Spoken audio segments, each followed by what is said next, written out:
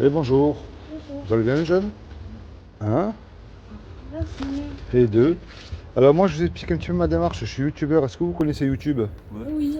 Bon alors je fais des reportages YouTube, je viens voir un petit peu les jeunes moi. Ouais. Vous êtes jeunes? D'accord. Oui, Ouais. oui. Ah ben vous rentrez dans ma catégorie pour les reportages alors. Ok, bah merci.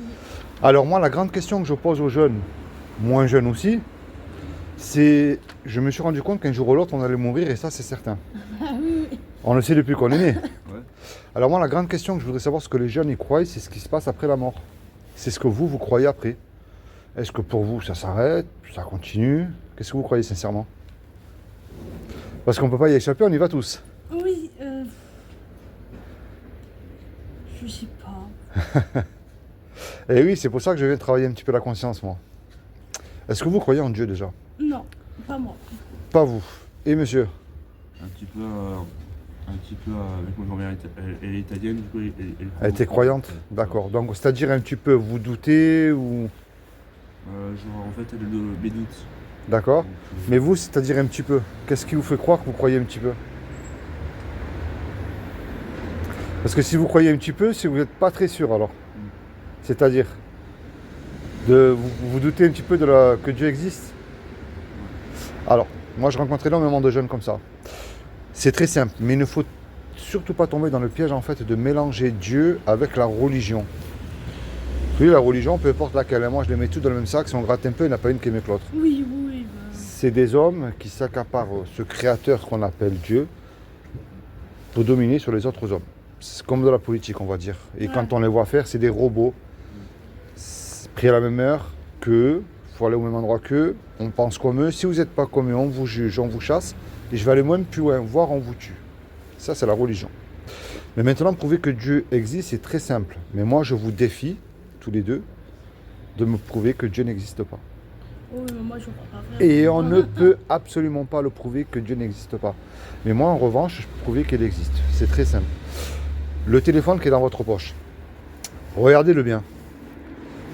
Quelle est la preuve que le téléphone est là dans votre main? Quelle est la preuve? je l'ai sur les mains. Ouais, mais c'est le téléphone en lui-même, on est bien d'accord. Ouais. Et imaginez-vous que je vous dise, ben oui, jeune homme, ce téléphone-là, ben, c'était un caillou, et puis au cours des milliards d'années, ça a évolué, c'est devenu un téléphone.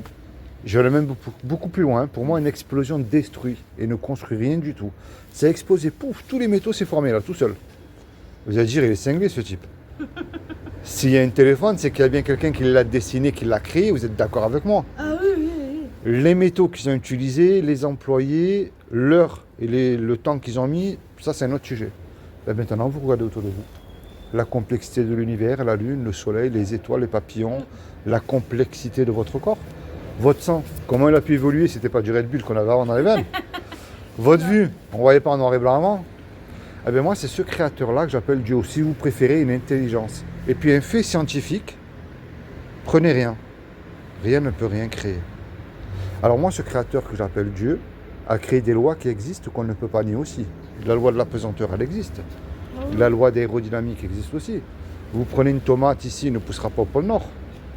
Et vous allez voir maintenant, j'y arrive là, tous les trois, que vous le vouliez ou pas, et je ne vous juge absolument pas du tout, parce que moi j'ai cassé toutes les lois jusqu'à là en prison, hein, à 2 rues derrière. Ah ouais. Donc comme ça, moi je ne vous juge pas, je ne remplis pas les églises, ni les sectes, ni témoins de Jéhovah, ni rien de tout ça, comme ça, c'est annoncé d'avance. Ok, c'est bon. Il y a une loi que Dieu a gravée dans notre cœur. Et cette loi, en fait, elle définit à ses yeux si on est quelqu'un de bien ou pas. C'est le standard de Dieu, si vous préférez. C'est les 10 commandements. Et elle est merveilleuse parce que même si vous ne croyez pas en Dieu, elle ferme la bouche à tous les religieux. Vous allez voir. Et je ne vais pas aller jusqu'à 10. Moi, j'ai cassé les 10, hein, ça va 11e, j'aurais cassé aussi.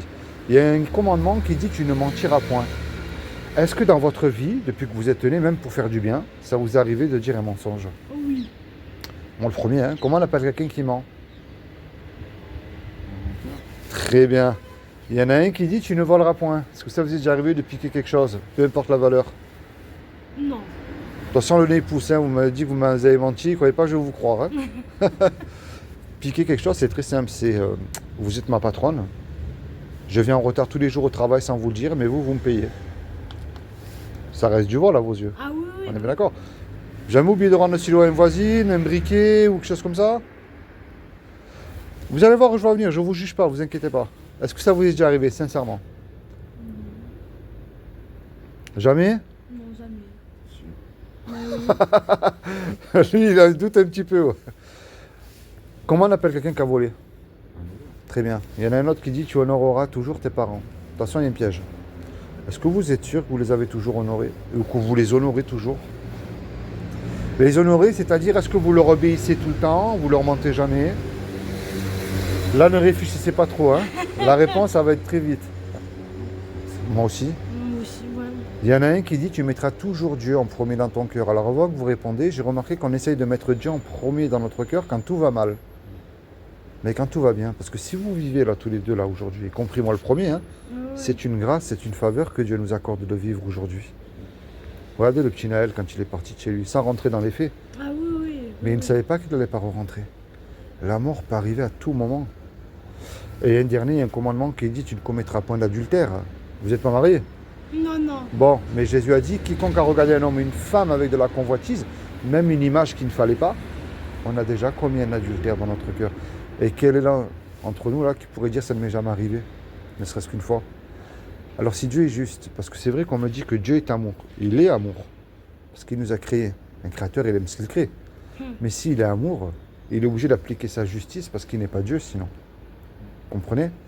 Donc là, puisque vous avez admis, vous comme moi, vous avez déjà menti, ça vous est déjà arrivé de piquer quelque chose, vous n'avez jamais honoré vos parents, est-ce que vous allez où là?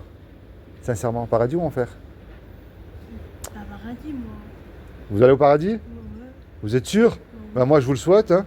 Mais là, vous comme moi, on est mal barré hein, sur la loi. Hein. Et ça, c'est la mauvaise nouvelle que je commence. Mais je vais terminer par la bonne nouvelle, je vous rassure de bon matin. La mauvaise nouvelle, c'est le diagnostic, c'est que vous comme moi, face à cette loi que vous avez admis, que vous avez cassée comme moi, on mérite l'enfer. Montrez-moi un homme ou une femme qui a accompli les 10 commandements, je vous assure qu'il a accès au paradis tout de suite, Dieu le prend tout de suite. Mais hélas, ça n'existe pas. On est bien d'accord. Maintenant, il y a quand même une bonne nouvelle parce que je vais vous expliquer que Dieu est un créateur et un créateur, il aime ce qu'il crée. Une chanteuse, elle aime ses chansons. Bah oui. Pâtissier, il aime ses gâteaux. C'est aussi simple que ça. Et bien Dieu, c'est pareil, il ne veut pas nous y envoyer en enfer, malgré que c'est quand même le péché qui nous éloigne de Dieu, qui nous y envoie en enfer. Parce qu'il faut bien remettre les choses en place, que Dieu, c'est pas le péché qui va envoyer en enfer, c'est bien le pécheur. Est-ce que vous savez ce que Dieu a fait pour vous il y a 2000 ans pour vous éviter justement d'y aller en enfer? Parce que votre grand-mère, elle était croyante, elle vous a jamais dit ce que Dieu a fait? Non. Est-ce que vous voulez savoir? C'est vous, hein? Je sais pas. Ça vous fait peur, vous? Non, non, pas du tout, pas du tout. Mais je vais quand même vous le dire, au moins vous le saurez. Parce que je vois que votre petit ami veut savoir. Allez. Alors, ce que Dieu a fait pour vous il y a 2000 ans, c'est comme il n'a trouvé personne de parfait sur terre, ni un pape, ni un saint, ni qui vous voulez.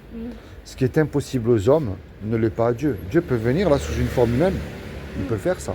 Mais c'est ce qu'il a fait il y a 2000 ans. Il s'est habillé justement de ce corps qui est Jésus. Et je parle du vrai qui existait, puisque tout le monde a le sien aujourd'hui. Il y a les témoins de Jéhovah, ils ont leur Jésus, les protestants aussi, les pentecôtistes aussi. Non, moi je parle du Jésus de la Bible, le vrai, qui a existé. Et il a dit quiconque, c'est-à-dire vous, moi, le voisin, qui vous voulez, croit que Jésus est le Fils de Dieu, qu'il est ressuscité du royaume des morts le 3e jour, eh bien il aura la vie éternelle à mes côtés.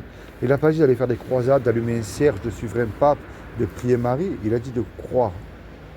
Mais le problème de croire, ça ne suffit pas. Eh ouais. Parce qu'il y a écrit, tu fais bien de croire en Dieu. Les démons, ils y croient et eux, ils tremblent. Ils sont beaucoup plus humbles que nous, hein, de ce côté-là, on va dire.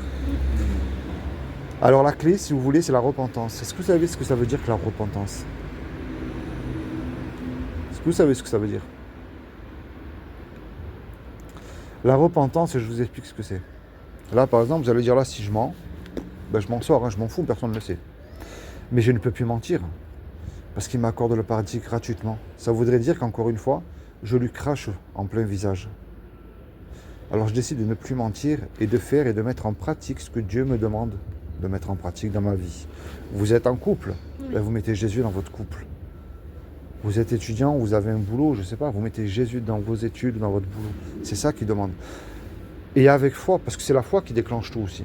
Parce que Jésus parle d'une petite foi d'un grain de moutarde. Vous savez, un grain de moutarde, c'est très petit, hein, mais ça représente énormément de choses. Imaginez là, tous les trois, un exemple que je vous donne. Je sais pas, on va descendre en bas, on braque le salon de coiffeur ou le garagiste, puis on se fait serrer, on passe devant le tribunal, puis le juge il nous dit à tous les trois, je vous laisse le choix. vous me posez là tout de suite une caution d'1 million d'euros là, ou je vous envoie tous les deux 20 ans en prison. On n'a pas l'argent parce qu'on s'est fait serrer tous les trois. Et on ne peut pas revenir en arrière et effacer mal qu'on l'a fait.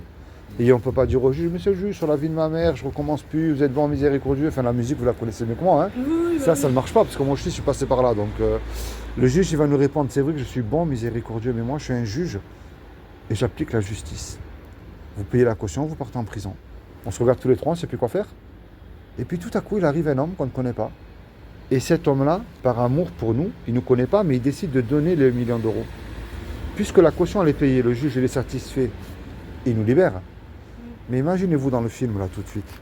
Cet homme-là, maintenant qui a payé la caution, il se présente en retour devant vous, là. Qu'est-ce que vous allez lui dire à cet homme-là? Bien, forcément. Si vous demandez un service, vous allez lui rendre, il vous a quand même échappé à 20 ans de galère. Oui. Est-ce que vous voyez c'est quoi l'image que je viens de vous donner, là? C'est ce que Jésus a fait pour vous sur la croix il y a 2000 ans. Alors vous voyez, il y a une chance sur 1 million de gagner au loto, je crois même beaucoup plus. Imaginez qu'il y a une chance sur 1 million que ce que je vous ai dit est vrai. Ça vaut la peine tous les deux là de vous remettre en question et de commencer à vous plonger dans la Bible. Est-ce que vous savez pourquoi la Bible? Pourquoi pas un autre livre? Il y a peut-être de très belles choses écrites dedans. Hein. Est-ce que vous savez pourquoi la Bible? Est-ce que vous savez ce que c'est que la Bible, moi? La Bible, c'est pas un livre religieux, pas du tout. On ne veut pas la lire à cause de mauvaises personnes qui s'en servent, et je vais être honnête avec vous, qui ne sont même pas foutus de mettre même en pratique ce qu'ils prêchent. C'est faites ce que je dis, mais pas ce que je fais. On est bien d'accord? Oui. On est d'accord. Mais ça ne veut pas dire que Dieu n'existe pas, et ça ne veut pas dire que ces gens-là qui se servent de la parole de Dieu ne seront pas jugés sévèrement. Hein. Ah oui. On est bien d'accord. La Bible, c'est un livre historique que vous allez retrouver à travers l'histoire et l'archéologie. L'archéologie est une science. Vous prenez Abraham, Noé, Moïse, on ne peut pas nier qu'ils n'ont pas existé, ces hommes-là. Mais ce qu'il n'y a dans aucun livre religieux, et je dis point, je mets un point sur religieux, c'est des prophéties accomplies à la lettre. Vous voyez, c'est pas je crois moi parce qu'on me dit de croire. Je crois avec des faits. Vous avez par exemple dans le livre de Ésaïe et Jérémie dans l'Ancien Testament des prophéties qui se sont accomplies à travers de l'Irak et de Saddam Hussein. Vous voyez, encore d'autres prophéties qui se sont accomplies qu'on peut prouver. Et il y en a encore qui s'accomplissent aujourd'hui. Alors moi, ce que je vous encourage à faire tous les deux, je ne remplis pas les bancs des églises. Hein. Il y en a, vous savez, comme moi, qui chantent Alléluia, ils parlent en langue, ils font beaucoup de choses le dimanche matin, lundi, mardi, ils ont oublié qu'ils ont fait tout ça. Moi, ce que je vous encourage à faire, c'est dans votre coin. Vous vous repentez de vos péchés avec foi et vous vous tournez vers Jésus, vous l'acceptez comme Sauveur et Seigneur. Alors pourquoi Sauveur? Parce que c'est l'histoire du braquage que je vous ai expliqué. Celui qui a payé l'amende, c'est Jésus pour vous sur la croix. Seigneur, c'est vrai qu'on est humain aussi avant tout. Comme je vous ai expliqué sur le mensonge, je vais dire là, si je mange, je m'en fous, hein, je le sais. Mais moi, je ne peux plus me comporter comme ça parce qu'en fait, il m'accorde le paradis gratuitement. Je n'ai absolument rien à payer. C'est ça la foi. Et je vous encourage à lire la Bible et à la mettre en pratique dans votre vie de tous les jours. Est-ce que vous avez une Bible tous les deux à la maison? À vous, personnelle?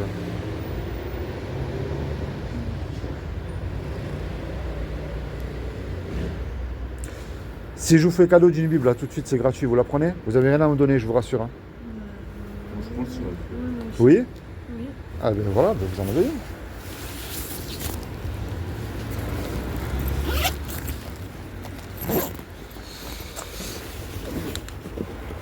Alors, comme ça, je vous le redonne et vous allez le mettre là où je vais vous expliquer. Alors ça c'est pour monsieur. Alors, là vous avez tac, les actes, Jean, voilà. Vous allez dans le livre de Jean, qui se trouve ici. Mettez le petit traité à l'intérieur, pas l'oublier, et vous commencez à lire l'évangile de Jean, pour connaître le Jésus de la Bible, pas d'une religion, pas d'une église, celui de la Bible. Et je vais vous poser une dernière question, je vous laisse tranquille les amoureux. Est-ce que vous sauterez d'un avion sans parachute et en plein vol? Non. Ben moi avec un parachute je ne le ferai pas de toute manière non plus. Non, bah là. Mais pourtant on ne se connaît pas tous les trois, malgré notre différence d'âge. Mais un jour ou l'autre on va plonger dans la mort et ça on y va tous. Et soit qu'on soit riche ou pauvre, dans un hôpital ou en prison, ça s'arrête puisqu'on meurt. Mais la grande question avec un gros point d'interrogation, et là je vous envoie la balle dans votre camp, est-ce que Jésus ne serait pas votre parachute pour vous réconcilier avec Dieu? Parce que vous êtes jeune, je vous souhaite tout le bonheur, mais même si je vous souhaite de vivre jusqu'à 120 ans, très bonne santé, un compte en banque blindé, une belle voiture, une belle villa, Mais la réalité, c'est que je ne peux pas vous garantir 5 minutes. Le cœur peut s'arrêter tout de suite. Et c'est pour ça que moi, je vous encourage, et sans vous faire peur, mais je suis obligé de vous le dire, si vous n'acceptez pas Jésus comme Sauveur et Seigneur, c'est ce qui est écrit dans la Bible et vous le lirez. Tous ceux qui auront foulé au pied l'Évangile, c'est-à-dire foulé au pied, c'est-à-dire tous ceux qui ne voudront pas de Jésus comme Sauveur et Seigneur personnel, malheureusement ne seront pas sauvés, ces gens-là. Et moi, je viens vous voir avec amour et de vous dire, repentez-vous de vos péchés avec foi et tournez-vous vers Jésus, vous serez sauvés. Encore une fois, lisez la Bible, vous l'avez maintenant. Et moins vous le connaîtrez lui. Et quand vous allez la lire, vous allez dire, mais c'est fou, ce verset, c'est pour moi, et puis moi, ça sera différent. Vous voyez? Et je ne néglige pas que Dieu ne peut pas envoyer quelqu'un vous parler. C'est pas ça que je veux dire, mais il y a de faux prophètes. Aujourd'hui, on prophétise beaucoup de choses, et puis un mois après, on s'est trompé. Non, non, faites confiance au Jésus de la Bible. C'est lui que je vous amène, moi. Bon, c'est comment votre prénom? Moi, c'est Philippe. C'est Enzo Nelson. Enzo. Maïlis. Enzo et Maïlis. Eh bien, soyez bénis, Enzo et Maïlis, tous les deux, hein, ainsi que vos familles. Puis j'espère que vous allez vous souvenir de ce que je vous ai dit. Et lire aussi la Bible. Hein. Puis merci de m'avoir supporté quelques minutes. Mais c'est bon, hein. Et puis merci aussi pour le reportage qu'on m'avait accordé. C'est super sympa de votre part. Merci. Mais lisez la Bible. Bon allez, soyez bénis. Bonne journée. Au revoir.